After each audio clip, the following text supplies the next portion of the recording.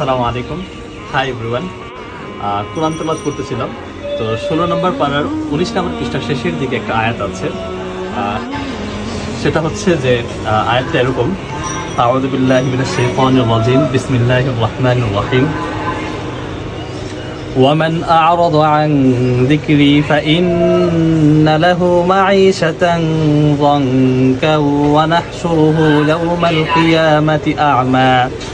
তো এখানে আল্লাহ তাআলা বলছেন, and whoever turns away from my remembrance, indeed she will have a depressed life, and we will gather him in the day of resurrection blind.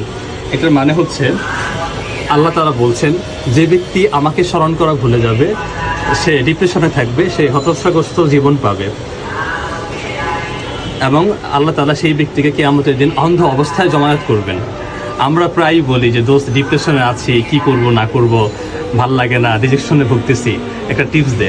তো আল্লাহ তাআলা কিন্তু tips কোরআনের ভিতরে দিয়ে দিয়েছেন। আল্লাহ তাআলা বলছেন যে তুমি যদি আমাকে স্মরণ না করো তাহলে তুমি ডিপ্রেশনে থাকবে।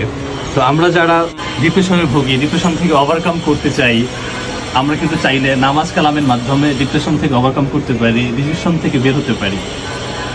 আমরা যেহেতু সবাই মুসলিম, আর আমাদের সবাইকেই যেহেতু মরতে হবে, তো এই বিষয়টা আসলে যখন পড়তেছিলাম তখন ভাবলাম যে আপনাদের সাথে শেয়ার করি। আমাদের ভিতরে অনেকেই ডিপ্রেশনে থাকে, তো ইনশাল্লাহ এটা কিছুটা হইলেও আপনাদেরকে হেল্প করবে। জাযাকাল্লাহু খাইরান।